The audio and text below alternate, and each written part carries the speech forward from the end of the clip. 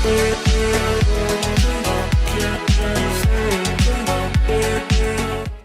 Student, तो स्वागत है आप सभी का फ्यूके एजुकेशन के इस ऑनलाइन लर्निंग प्लेटफॉर्म में। मैं प्रदीप मालविया एक बार फिर आपके साथ जुड़ चुका हूं एक बहुत ही प्यारा सा सेशन लेके। जैसे कि आपको पता है, हम आपके एग्जाम की प्रिपरेशन को और भी अच्छा बनाने के लिए इंपॉर्टेंट क्वेश्चन के एक सीरीज को लेके चल रहे हैं, जिसमें हमने हमारे प्रीवियस चैप्टर कर चुके हैं और आज हम स्टार्ट करेंगे अपनी 12th क्लास केमिस्ट्री का आपका नया चैप्टर कोऑर्डिनेशन कंपाउंड। तो इस वीडियो में हम डिस्कस करेंगे कुछ इंपॉर्टेंट एमसीक्यूज का और इनसे रिलेटेड जो भी सारे के सारे कॉन्सेप्ट्स हैं उनके बारे में एक डिस्कशन करेंगे।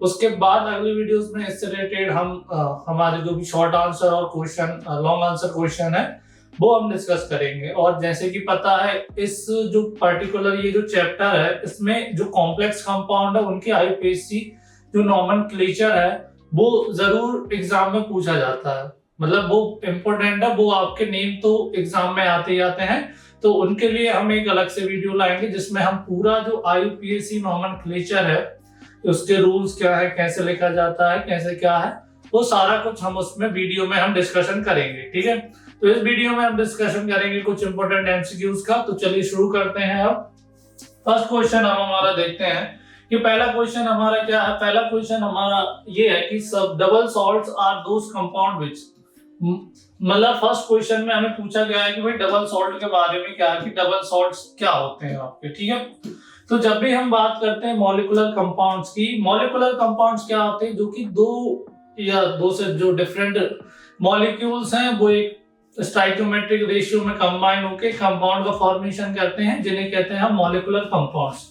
क्या कहते हैं हम उन्हें? कहा जाता है मॉलिक्यूलर कंपाउंड्स। मॉलिक्यूलर कंपाउंड्स कहा जाता है। ये जो मॉलिक्यूलर कंपाउंड्स है बेसिकली ये दो टाइप्स के होते हैं। मॉलिक्यूलर कंपाउंड्स कितने टाइप्स के होते हैं आपके? दो टाइप्स के होते हैं। पहला इन्हें कहा जाता है डबल सॉल्ट। पहला क्या कहा जाता है? पहले कौन से टाइप के होते हैं? ये डबल सॉल्ट होते हैं। और दूसरा जो इनका टाइप होता है उन्हें कहा जाता है कॉम्प्लेक्स आयन। ठीक है, कॉम्प्लेक्स आयन। और इन्हीं कॉम्प्लेक्स आयन को और क्या कहा जाता है? इन्हीं कॉम्प्लेक्स आयन को कोऑर्डिनेशन कंपाउंड भी कहा जाता है। क्या कहा जाता है? जो हमारे कॉम्प्लेक्स कंपाउंड है उन्हीं को क्या कहा जाता है? कोऑर्डिनेशन कंपाउंड कहा जाता है। तो डबल सॉल्ट के बारे में अगर हम बात करते हैं, डबल सॉल्ट क्या होते हैं? डबल सॉल्ट बेसिकली हमारे ऐसे मॉलिक्यूलर कंपाउंड्स हैं जो कि जिनको हम एक्वस सॉल्यूशन में डिसॉल्व करते हैं तो वो अपने जो सिंपल आयंस हैं उनमें आप ब्रेक हो जाते हैं, मतलब जो अपनी आइडेंटिटी है उसको लूज कर देते हैं। वो बेसिकली टेस्ट किसका देंगे? जो आयन उनमें प्रेजेंट है बेसिकली वो उनका टेस्ट देंगे। ऐसे मॉलिक्यूलर कंपाउंड को क्या कहा जाता है? डबल सॉल्ट कहा जाता है। जैसे एग्जांपल के लिए अगर मैं ले लूं, जैसे फेरस अमोनियम सल्फेट, जिसे मोहर सॉल्ट भी कहा जाता है, FeSO4Al2, सॉरी अमोनियम सल्फेट की बात कर रहे हैं हम, NH4 वोल्टवाइज SO4 6H2। ठीक है, तो ये हमारा फॉर्मूला किसका है? बेसिकली फेरस अमोनियम सल्फेट जिसे कहा जाता है, या जिसे मोहर सॉल्ट भी कहा जाता है। क्लियर? तो जब हम इसे एक्वस सॉल्यूशन में हम इसका एक्वस सॉल्यूशन बनाते हैं, एक्वस सॉल्यूशन में डिसॉल्व करते हैं, तो ये हमें क्या प्रोवाइड करता है? आपको फेरस आयन मिलता है, साथ में हमें कितने सल्फेट आयन मिलते हैं? देखो एक आयन यहाँ पर दो सल्फेट आयन मिलते हैं हमें। ठीक है, और साथ में हमें मिलता है अमोनियम आयन। क्या मिलता है हमें? अमोनियम आयन और आपका 6H2 जो कि वाटर के मॉलिक्यूल हमें मिलते हैं। तो यहाँ पर अगर देखेंगे कि ये जो सॉल्ट है मतलब दो डिफरेंट मॉलिक्यूल से मिलकर बना है, ferrous sulphate ammonium sulphate molecular compound होगा। और जैसे ही हमने इसको वाटर में डिसॉल्व किया तो ये Fe2+ दे रहा है, आपका सल्फेट आयन दे रहा है, अमोनियम आयन दे रहा है। मतलब अगर हम इस पे टेस्ट अप्लाई करेंगे तो ये टेस्ट किसके देगा? फेरस का टेस्ट देगा, अमोनियम आयन का टेस्ट देगा, सल्फेट आयन का टेस्ट देगा। तो भाई ऐसे आपके मॉलिक्यूलर कंपाउंड जो कि एक्वस सॉल्यूशन में अपनी आइडेंटिटी लूज कर देते हैं उनको क्या कहते हैं? Double salt. तो हमारा ऑप्शन देखते हैं क्या होता है भाई? Have coordinate bond. तो कोऑर्डिनेट बॉन्ड इनमें नहीं होता, क्योंकि कोऑर्डिनेट बॉन्ड में जो जिनमें ऐसे मॉलिक्यूलर कंपाउंड जिनमें कोऑर्डिनेट बॉन्ड होता है उन्हें कोऑर्डिनेशन कंपाउंड कहते हैं, जो कि हमारा चैप्टर का नाम ही है जिसमें हमें डिस्कस करेंगे कि क्या उन्हें क्या कहते हैं? कोऑर्डिनेशन कंपाउंड कहा जाता है। इनसॉल्युबल वाटर ये नहीं होगा आपका। Produce simple ion in aqueous solution, तो ये हमारा ऑप्शन सी हमारा क्या होगा? करेक्ट होगा। ये एक्वस सॉल्यूशन में सिंपल आयन प्रोड्यूस करते हैं। क्लियर है? सेकंड क्वेश्चन देखते हैं। हमारा सेकंड क्वेश्चन क्या है? The complex compound are also known as. ठीक है, तो हमारे जो कॉम्प्लेक्स कंपाउंड है उन्हें किस नाम से जाना जाता है? अभी हमने देखा मॉलिक्यूलर कंपाउंड दो तरीके के होते हैं। मॉलिक्यूलर कंपाउंड्स कितने टाइप के होते हैं? बेसिकली आपके दो टाइप्स के मॉलिक्यूलर कंपाउंड होते हैं। पहले होते हैं हमारे डबल सॉल्ट हम डिस्कशन कर चुके हैं। दूसरा हमने क्या देखा था? दूसरे हमने देखे थे हमारे कॉम्प्लेक्स कंपाउंड, ठीक है। दूसरा हमने क्या देखा था? हमने कॉम्प्लेक्स कंपाउंड देखा था, और कॉम्प्लेक्स कंपाउंड को ही हम क्या कहते हैं? कॉम्प्लेक्स कंपाउंड को ही कोऑर्डिनेटिंग कंपाउंड कहा जाता है, क्योंकि इनका फॉर्मेशन कैसे होता है? इनका फॉर्मेशन होता है कोऑर्डिनेशन बॉन्ड से। तो इन्हें क्या कहते हैं? Coordination compound. इन्हें क्या कहा जाता है?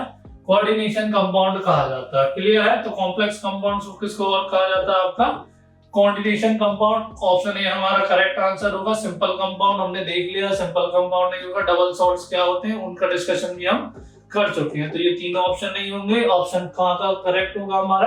हमारा ऑप्शन ए करेक्ट होगा, क्या है? जो कि कोऑर्डिनेशन कंपाउंड। क्लियर है? नेक्स्ट क्वेश्चन देखते हैं, व्हाट आर लाइगेंड्स। ठीक है, अब लाइगेंड कैसे होते हैं सबसे पहले हम इसकी बात करते हैं। तो देखिए, सबसे पहले अगर हम बात करें कोऑर्डिनेशन कंपाउंड की, कोऑर्डिनेशन कंपाउंड, ठीक है, या फिर हम बात कर रहे हैं किसी कॉम्प्लेक्स कंपाउंड की, तो कोऑर्डिनेशन कंपाउंड की अगर बात किया जाए, कोऑर्डिनेशन कंपाउंड का फॉर्मेशन कैसे होता है? कोऑर्डिनेट बॉन्ड के थ्रू होता है। ठीक है, कोऑर्डिनेट बॉन्ड क्या होता है आप सभी को पता होगा। कोऑर्डिनेट बॉन्ड हमारे ऐसे बॉन्ड है जिनमें lone pair of electron donate किए जाते हैं। ठीक है, तो कोऑर्डिनेशन कंपाउंड में आपका कोऑर्डिनेट बॉन्ड प्रेजेंट होता है। क्या होता है? कोऑर्डिनेट बॉन्ड हमारा प्रेजेंट होता है, और जो कोऑर्डिनेट बॉन्ड है उसमें बेसिकली ये फॉर्मेशन कैसे होता है? इसका फॉर्मेशन होता है जब लोन पेयर ऑफ इलेक्ट्रॉन को डोनेट किया जाता है, मतलब लोन पेयर ऑफ इलेक्ट्रॉन को डोनेट किया जाएगा। ठीक है, अब जब lone pair of electron donate करेंगे तो एक क्या होगा हमारा? एक डोनर होगा, और दूसरा क्या होगा हमारा? रेसिपिएंट होगा, है ना, मतलब जिसे हम कहेंगे एक्सेप्टर जो होगा। ठीक है, तो जो lone pair of electron donor कहलाते हैं, जो कि lone pair of electron donor रहते हैं, मींस जो कि क्या करते हैं? लोन पेयर ऑफ इलेक्ट्रॉन को डोनेट करते हैं। ठीक है, हमारे ऐसे या तो मॉलिक्यूल या फिर आयंस, है ना, या फिर न्यूट्रल आपके ऐसे एटम्स जो कि क्या होते हैं? लोन पेयर इलेक्ट्रॉन डोनर होते हैं। लोन पेयर इलेक्ट्रॉन डोनर होते हैं, उन्हें क्या कहा जाता है? उन्हें कहा जाता है लाइगेंड। उन्हें क्या कहा जाता है? लाइगेंड कहा जाता है। इस बेसिकली लिगेंड भी कहा जाता है ना। तो जो लोन पेयर इलेक्ट्रॉन डोनर होते हैं उन्हें क्या कहा जाता है? लोन पेयर इलेक्ट्रॉन डोनर को लाइगेंड कहा जाता है। और जो एक्सेप्टर होते हैं, बेसिकली एक्सेप्टर को कहा जाता है ये आपका सेंट्रल मेटल। एक्सेप्टर क्या होता है? एक्सेप्टर को कहा जाता है सेंट्रल मेटल। क्लियर है? तो जो हमारे कोऑर्डिनेशन कंपाउंड में जो lone pair of electron donor होते हैं वो लिगेंड होते हैं, और जो एक्सेप्टर होते हैं वो सेंट्रल मेटल एटम होते हैं। ठीक है, तो लिगेंड क्या होते हैं? हमारे लिगेंड होते हैं इलेक्ट्रॉन पेयर डोनर। तो ऑप्शन ए हमारा करेक्ट होगा। कि आपका क्या होगा? ऑप्शन ए हमारा करेक्ट होगा। कौन सा ऑप्शन है? Electron pair donator. अब जो इलेक्ट्रॉन पेयर एक्सेप्टर है उन्हें क्या कहते हैं? बेसिकली इस कोऑर्डिनेशन कंपाउंड में जो इलेक्ट्रॉन पेयर एक्सेप्टर होते हैं वो होता है हमारा सेंट्रल मेटल एटम। ठीक है, क्या होता है हमारा? Central metal atom. Basically metals ही रहते हैं जो कि आपके, और पिछले चैप्टर में हमने पढ़ा भी है कि जो डी ट्रांजिशन एलिमेंट है, जो डी ब्लॉक के एलिमेंट्स है, वो क्या करते हैं? वो आपका lone pair of electron complex ion बनाने की उनकी टेंडेंसी होती है, तो वो लोन पेयर इलेक्ट्रॉन को इजीली डोनेट कर लेते हैं।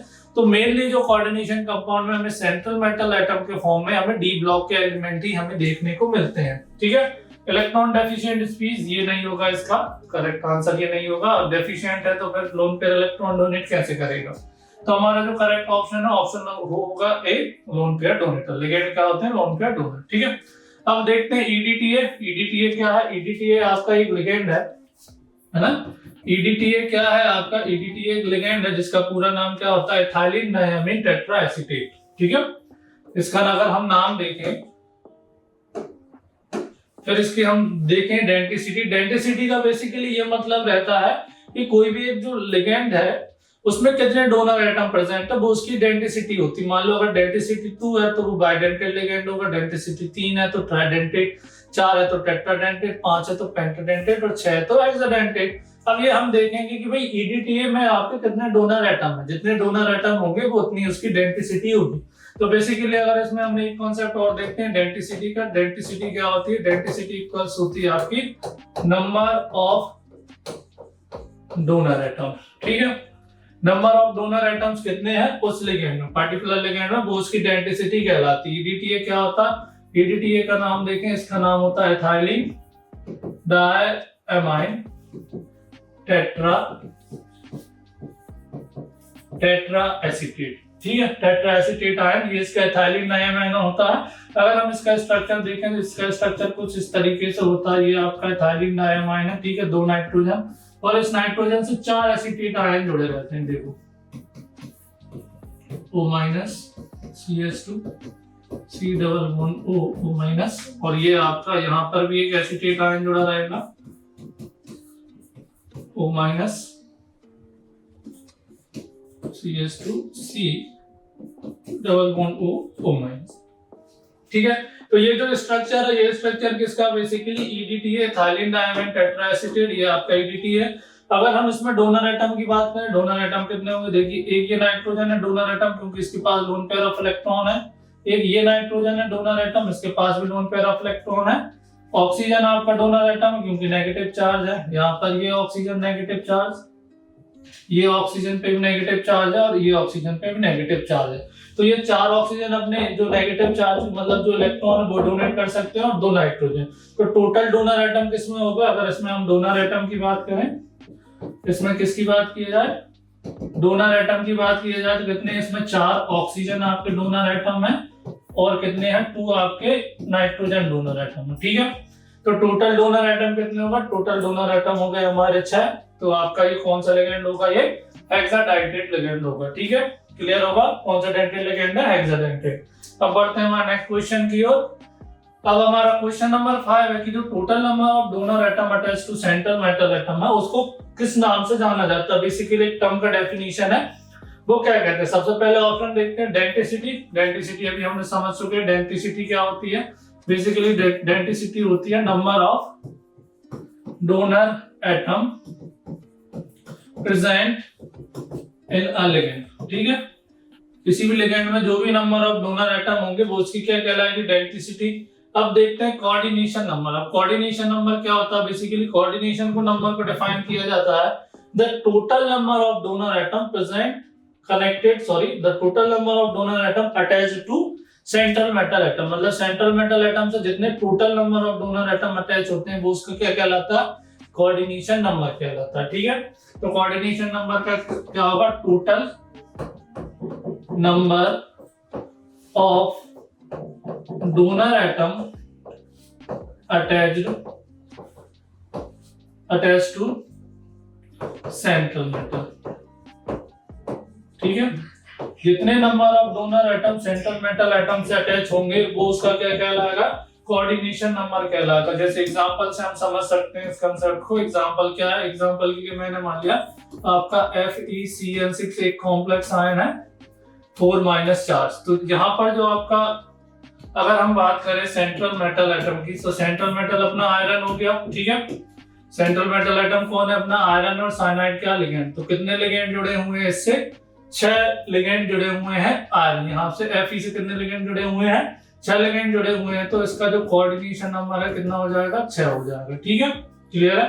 अब आता है कोऑर्डिनेशन स्फीयर। कोऑर्डिनेशन स्फीयर क्या होता है? बेसिकली आपका इसको हम स्क्वायर ब्रैकेट में शो करते हैं, जिसके अंदर आपका मेटल होता है और कुछ स्पेसिफिक नंबर ऑफ लिगेंड रहते हैं। ठीक है, और ऑक्सीडेशन स्टेट क्या होता है? ऑक्सीडेशन स्टेट का मतलब क्या होता है? जो कि चार्ज जो कि आपका सेंट्रल मेटल एटम पे प्रेजेंट होता है उसको कहते हैं हम ऑक्सीडेशन स्टेट।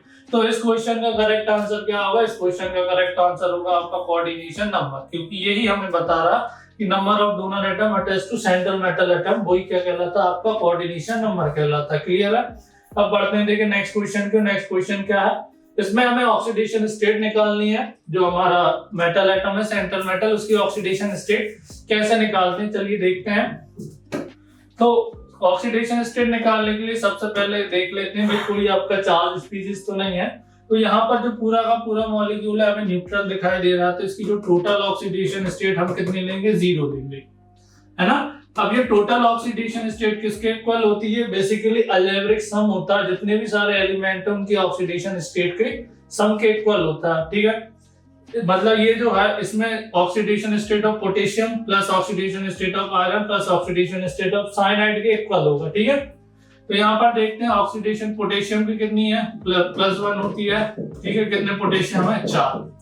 प्लस आयरन की हमें निकालना, ऑक्सीडेशन स्टेट हमें फाइंड आउट ही करना है। तो आयरन की ऑक्सीडेशन स्टेट क्या होती है? वो होती है आपकी, मान लेते हैं X, ठीक है। साइनाइड की होती है ऑक्सीडेशन स्टेट -1, कितने हैं? 6 है, तो मल्टीप्लाई करेंगे 6 से, बराबर आपका आएगा 0। तो यहाँ पर क्या आ गया? यहाँ पर +4 आ गया, यहाँ पर +6 और ये -6 बराबर 0। तो अगर हम इसको सिंप्लीफाई करेंगे तो -2 बराबर 0 और यहाँ पर x इक्वल्स टू क्या आ जाएगा आपका? +2। x इक्वल्स टू क्या आ गया आपका? +2। इसका मतलब क्या है? जो आयरन की ऑक्सीडेशन स्टेट है इसमें, है ना, आयरन की ऑक्सीडेशन स्टेट इसमें कितनी है? इस पर्टिकुलर कंपाउंड में आयरन की ऑक्सीडेशन स्टेट +2 है, ठीक है। ये हमने फाइंड आउट कर लिया कितनी है? +2। मतलब आयरन आपका +2 ऑक्सीडेशन स्टेट में है, तो करेक्ट ऑप्शन होगा हमारा ऑप्शन नंबर बी आपका 2, ठीक है। क्लियर? आप बढ़ते हैं अपने नेक्स्ट क्वेश्चन की ओर। हमारा नेक्स्ट क्वेश्चन कौन सा है? Which of the following is a एम्बीडेंटेड ligand. तो इस वाले क्वेश्चन में हम ये भी समझ लेते हैं कि एम्बीडेंटेड लिगेंड क्या होता है। सबसे पहले बात कर लेते हैं, ठीक है। एम्बीडेंटेड लिगेंड की अगर अपन बात करें, एम्बीडेंटेड लिगेंड, ठीक है। एम्बीडेंटेड लिगेंड क्या होते हैं? आपके ऐसे लिगेंड होते हैं जो कि बेसिकली मोनोडेंटेड रहते हैं, लेकिन 2 सेंटर रहेंगे जिनमें लिगेंड डोनेट करने वाले, ठीक है। मतलब 2 एटम रहेंगे लिगेंड डोनेट करने वाले, लेकिन एक टाइम पे एक ही से वो अटैच होगा, ठीक है। मान लो एम्बीडेंटेड लिगेंड का अगर अपन डेफिनेशन देखें तो क्या होते हैं? बेसिकली ऐसे मोनोडेंटेड लिगेंड, है ना, ऐसे मोनोडेंटेड लिगेंड होते हैं which have 2 donor site, which have 2 donor site रहती हैं। उन पे कितनी रहती हैं? 2 donor site but attached by one at one time। मतलब एक टाइम पर केवल एक ही डोनर साइड से अटैच होते हैं। जैसे एग्जांपल के लिए लेते हैं हमारा साइनाइड Cn। तो यहाँ पर ये देखिए जो माइनस चार्ज है ये भी, ठीक है, इसमें कार्बन भी डोनर एटम की तरह वर्क करता है। और इसमें अगर हम बात करें Nc में, ये आपका आइसोसाइनाइड होगा। तो इसमें नाइट्रोजन के पास भी लोन पेयर ऑफ इलेक्ट्रॉन रहते हैं, नाइट्रोजन पास भी क्या है? ये लोन पेयर ऑफ इलेक्ट्रॉन। तो नाइट्रोजन इसको भी डोनेट कर सकता है, ये नाइट्रोजन, और ये कार्बन भी इलेक्ट्रॉन पेयर डोनेट कर सकता है। मतलब दोनों, देखो कार्बन भी है नाइट्रोजन दोनों ही है आपके डोनर एटम। लेकिन जब मेटल से ये कंपाउंड बनेंगे तो मेटल से केवल एक टाइम पे एक ही जुड़ जाएगा। अगर Cn जुड़ रहा है तो ये आपका साइनाइड बनाएगा, अगर आपका Nc जुड़ रहा है तो ये क्या बनाएगा? आइसोसाइनाइड बनाएगा। मतलब एक टाइम पे दोनों ही सेंटर अटैच नहीं हो सकते, एक टाइम पे केवल एक ही आपका डोनर डोनेट करेगा, या तो नाइट्रोजन डोनेट करेगा या फिर कार्बन डोनेट करेगा। क्लियर है? तो ऐसे टाइप के लिगेंड को क्या कहा जाता है? ऐसे टाइप के लिगेंड को कहा जाता है आपका एम्बीडेंटेड लिगेंड। क्लियर है? तो एम्बीडेंटेड लिगेंड कौन सा होता है आपका? साइनाइड आयन, ठीक है। साइनाइड आयन क्या होता है? ये Cn- आयन होता है। जब कार्बन डोनेट करता है तो इसको कहते हैं अपन साइनाइड आयन बेसिकली। और जब आपका कार्बन नाइट्रोजन डोनेट करता है आपका लोन पेयर ऑफ इलेक्ट्रॉन, तो इसको क्या कहा जाता है बेटा? इसको कहा जाता है आइसोसाइनाइड आयन। क्या कहा जाता है? आइसोसाइनाइड। क्लियर है? तो अब बढ़ते हैं हमारे नेक्स्ट क्वेश्चन की ओर। क्वेश्चन नंबर, नेक्स्ट क्वेश्चन कौन सा होगा देखते हैं। The IUPAC name of the given compound। अब जो कंपाउंड हमें गिवन है उसका बेसिकली हमें IUPAC नेम को डिस्कशन करना है। तो देखते हैं बेसिकली ये जो IUPAC नेम है कैसे लेके जाते हैं इन कोऑर्डिनेशन कंपाउंड के लिए, कैसे क्या देखा जाता है, इनका हम एक डिटेल वीडियो में अलग से एक डिस्कशन करेंगे। पर इस वीडियो में हम देख लेते हैं इनका नाम कैसे लिखा जाता है। बेसिकली नाम लिखने का जो सीक्वेंस है वो स्टार्टिंग से लेते हैं। अगर कोई पॉजिटिव मेटल है तो पहले उसका नाम लिखते हैं, फिर आपका कोऑर्डिनेशन स्फीयर का नाम लिखा जाता है, फिर आपका नेगेटिव काउंटर आयन का नाम लिखा जाता है, ठीक है। तो चलिए सबसे पहले देखते हैं पोटेशियम। यहाँ पर पोटेशियम है तो इसके लिए लगाया हमने क्या? पोटेशियम। क्या लिखा? पोटेशियम, ठीक है। अब हम बात करते हैं कोऑर्डिनेशन स्फीयर का लिखा जाता है नाम। कोऑर्डिनेशन स्फीयर में ये सेंट्रल मेटल एटम है, ये लिगेंड है। तो पहले किसका नाम लिखा जाता है? पहले नाम लिखा जाता है लिगेंड का, उसके नंबर के साथ। अब लिगेंड कितने हैं? साइनाइड लिगेंड है आपका, कितने? 6 के लिए हमने क्या लगाया? हेक्सा। ठीक है, 6 के लिए क्या लगाते हैं, हेक्सा लगाते हैं। साइनाइड का क्या लिखते हैं हम, साइनो। ठीक है, क्या लिखा जाता है, साइनाइड का सानो। अब जो नया नया कन्वेंशन उसके अकॉर्डिंग बेसिकली साइनाइडो भी लिखा जाता है। क्लियर, तो साइनो हो गया आपका। अब यहाँ से इस पर नेगेटिव, इस पर पॉजिटिव आपका जो मेटल आयन है वो अटैच है, इसलिए इसके नाम में 8 लगाएंगे। तो हेक्सा साइनो क्या हो जाएगा, फेरेट। और इसकी ऑक्सीडेशन स्टेट लिखेंगे।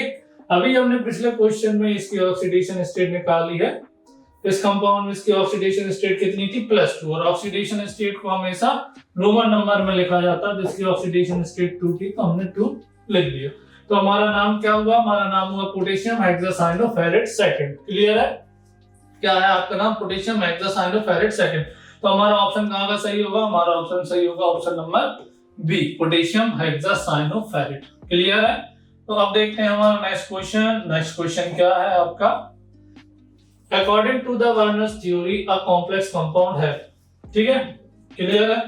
तो वर्नर्स की थ्योरी क्या कहलाती है, वर्नर्स की थ्योरी के अकॉर्डिंग आपके कोई भी कॉम्प्लेक्स कंपाउंड में 2 टाइप की वैलेंसी होती है, एक तो प्राइमरी वैलेंसी और एक सेकेंडरी वैलेंसी। इसको हम डिटेल में डिस्कस करेंगे हमारे शॉर्ट आंसर क्वेश्चन में। बस अभी के लिए आप इतना याद रखिए कि कॉम्प्लेक्स कंपाउंड बेसिकली कितने टाइप की वैलेंसी शो करता है, आपका 2 टाइप्स की वैलेंसी शो करता है, primary valency and secondary valency.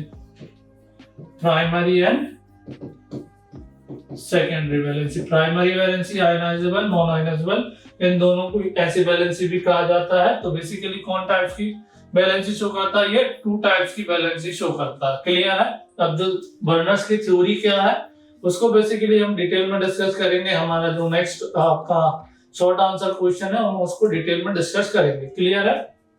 अब देखते हैं आगे हमारा नेक्स्ट क्वेश्चन क्या है, the isomerism shown due to the water molecules called।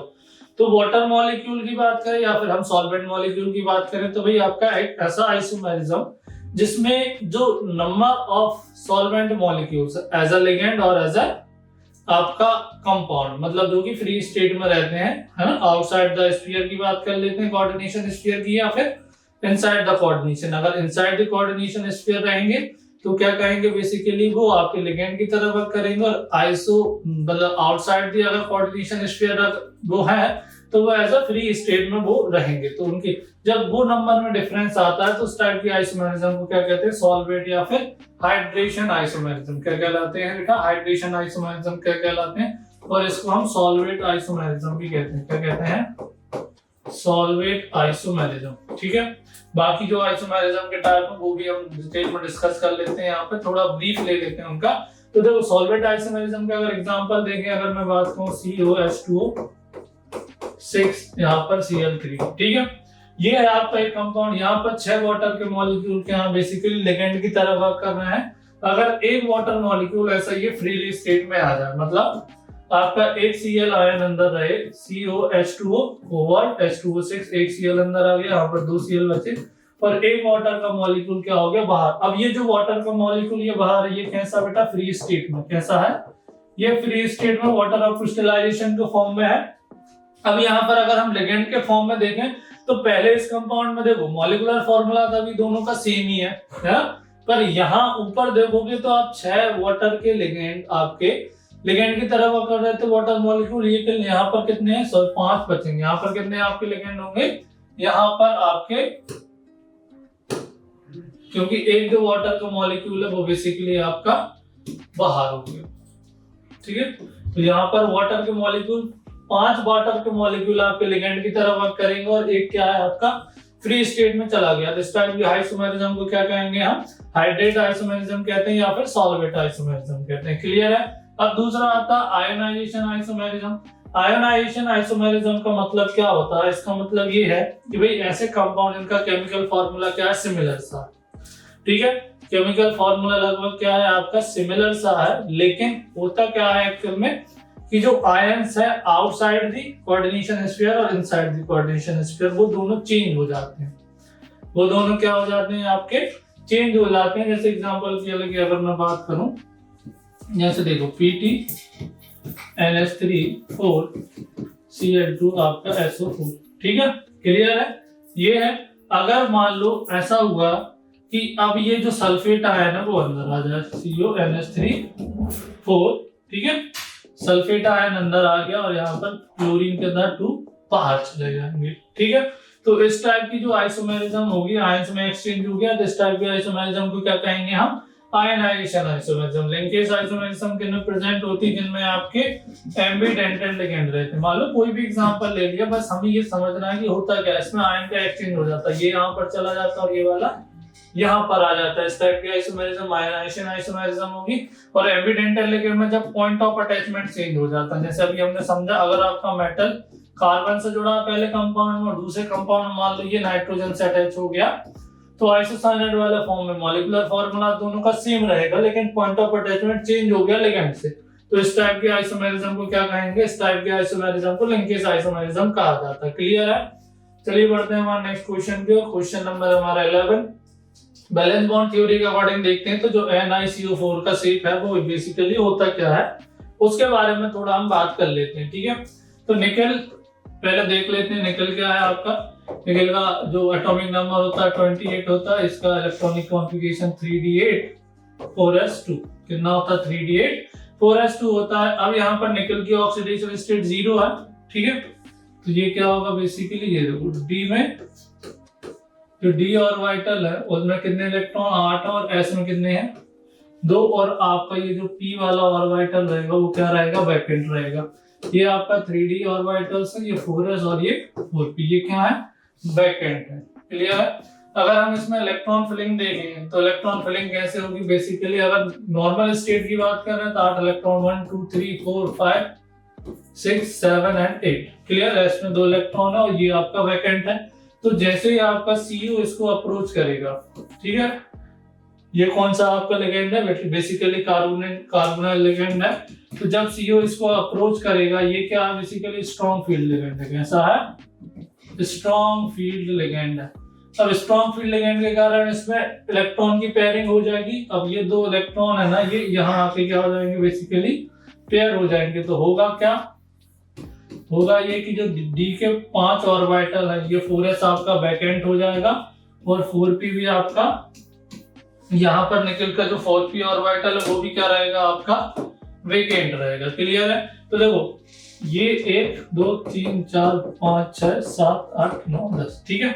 ये चारों के चारों क्या आ गए, 2 इलेक्ट्रॉन यहाँ पर आ गए, पेयरिंग हो गई। तो यहाँ पर इस वाले ऑर्बिटल में 1 कार्बन है, इलेक्ट्रॉन पेयर आएंगे इसमें 2 3 और ये 4, ठीक है। तो अब ये जो कार्बोनिल आपके अटैच हो रहा है, 4 ही कार्बोनिल अटैच हो रहे हैं, वो कहाँ अपने lone pair of electron donate कर रहे हैं। तो लोन पेयर ऑफ इलेक्ट्रॉन किसमें पार्टिसिपेशन हो रहा है, 1 s और ये 3 p के। तो हाइब्रिडाइजेशन स्टेट कितना होगा इसका, तो sp3 होगा। आपको पता है जब sp3 हाइब्रिडाइजेशन स्ट्रक्चर होता तो स्ट्रक्चर कैसा माना जाता, स्ट्रक्चर होता उनका ज्योमेट्री होती है टेट्राहेड्रल। sp3 हाइब्रिडाइजेशन है, sp3 हाइब्रिडाइजेशन है तो स्ट्रक्चर कैसा होगा, आपका टेट्राहेड्रल स्ट्रक्चर होगा। तो इस क्वेश्चन का ऑप्शन ए है वो करेक्ट होगा। तो NiCO4 का जो शेप है वो कैसा होगा, आपका टेट्राहेड्रल टाइप का कुछ इस टाइप। NiCO8 यहाँ पर, सॉरी थोड़ा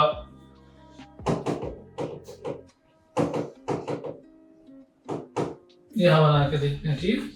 ये Ni है, एक CO लिगेंड यहाँ पर होगा, एक यहाँ पर, ये ठीक है। टेट्राहेड्रल टाइप का स्ट्रक्चर होगा आपका NiCO4, ठीक है। क्लियर है? अब देखते हैं हमारा नेक्स्ट क्वेश्चन। नेक्स्ट क्वेश्चन क्या है, arrangement of ligand in the increasing field strength is called, ठीक है। तो बेसिकली जब भी आपका कोऑर्डिनेशन बॉन्ड का फॉर्मेशन होता है, सपोज ये मेटल आयन है, ये लिगेंड आपका अप्रोच कर रहा है, तो जैसे जैसे ये अप्रोच करता है, इसके जो लिगेंड के जो आपके सॉरी सेंट्रल मेटल एटम के जो d ऑर्बिटल वो बेसिकली क्या हो जाते हैं, स्प्लिट हो जाते हैं, क्योंकि उनमें रिपल्शन क्रिएट होता है, एनर्जी डिस्टर्बेंस होता है। तो d ऑर्बिटल क्या हो जाता है, स्प्लिट हो जाता है। तो जो ऑर्बिटल जितनी ज्यादा स्प्लिटिंग करेगा वो उसकी स्ट्रेंथ कहलाती है, ठीक है। तो जितनी ज्यादा स्प्लिटिंग करेगा उसकी स्ट्रेंथ उतनी ज्यादा होगी, मतलब क्रिस्टल फील्ड जो स्टेबलाइजेशन एनर्जी वो ज्यादा होगी। तो जब हम उनको हर एक लिगेंड के अकॉर्डिंग जब उनकी स्प्लिटिंग के अकॉर्डिंग उन्हें अरेंज करते हैं इंक्रीजिंग ऑर्डर में, तो हमें एक सीरीज मिलती है और उस सीरीज को कहते हैं हम स्पेक्ट्रोकेमिकल सीरीज। क्या कहते हैं, स्पेक्ट्रोकेमिकल सीरीज। इलेक्ट्रोकेमिकल सीरीज है, ये क्या होती है, बेसिकली इसमें जो भी मेटल है उनके रिडक्शन पोटेंशियल्स को लिया जाता है। किसको लिया जाता है, उनके रिडक्शन पोटेंशियल्स को लिया जाता है। अब स्पेक्ट्रोकेमिकल सीरीज में आपका क्या लिया जाता है, क्रिस्टल फील्ड स्टेबलाइजेशन एनर्जी, मतलब डेल्टा नॉट की इंक्रीजिंग ऑर्डर में हम इनको अरेंज करते हैं, जो सीरीज मिलती है उसको स्पेक्ट्रोकेमिकल सीरीज कहते हैं। क्लियर है? तो ऑप्शन बी हमारा इसका करेक्ट आंसर होगा। क्या होगा? Option B. तो चलिए देखते हैं अब हमारा नेक्स्ट क्वेश्चन क्या है हमारा, the strong field ligands from. ठीक है, जो हमारे स्ट्रॉन्ग फील्ड लिगेंड होते हैं वो बेसिकली क्या फॉर्मेशन करते हैं, तो थोड़ा समझते हैं। देखिए, जब भी कोई लिगेंड आपका सेंटर मेटल को अप्रोच करता है तो वो क्या क्रिएट करता है, वो डी ऑर्बिटल में स्प्लिटिंग करता है। अब ये जो जितना ज्यादा स्प्लिटिंग करेगा मतलब उनका एनर्जी डिफरेंस उतना ज्यादा होगा। सपोज स्प्लिटिंग ऑर्बिटल्स की एनर्जी इतना है तो एनर्जी डिफरेंस इतना होगा, और जितना ज्यादा स्ट्रॉन्ग रहेगा उतना ज्यादा स्प्लिटिंग कॉज करेगा। तो अगर हम बात करें, देखो कोई भी अगर आपका स्ट्रॉन्ग फील्ड लिगेंड ले लेते हैं, मान लो कैसा आपका इस लिगेंड कैसा स्ट्रॉन्ग फील्ड लिगेंड है, तो स्प्लिटिंग ऐसा करेगा कि एक ऑर्बिटल इतना एनर्जी होगा, दूसरे ऑर्बिटल की एनर्जी, मतलब दोनों और जो अलग अलग डिफरेंट जो हमारे ऑर्बिटल्स होंगे उनमें एनर्जी डिफरेंस बहुत ज्यादा रहेगा। उनमें एनर्जी डिफरेंस क्या रहेगा, बहुत ज्यादा डिफरेंस रहेगा।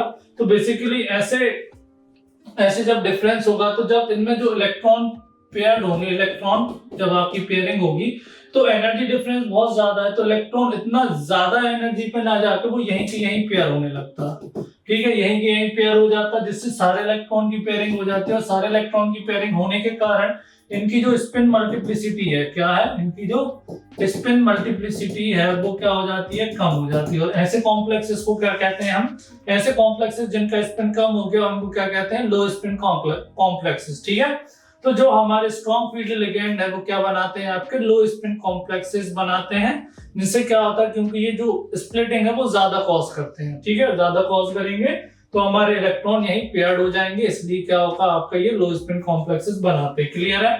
तो इस क्वेश्चन का हमारा ऑप्शन बी सही होगा हमारा, कि जो स्ट्रॉन्ग फील्ड लिगेंड है वो क्या बनाते हैं, आपके लो स्पिन कॉम्प्लेक्सेस का फॉर्मेशन करते हैं। क्लियर है? देखते हैं नेक्स्ट।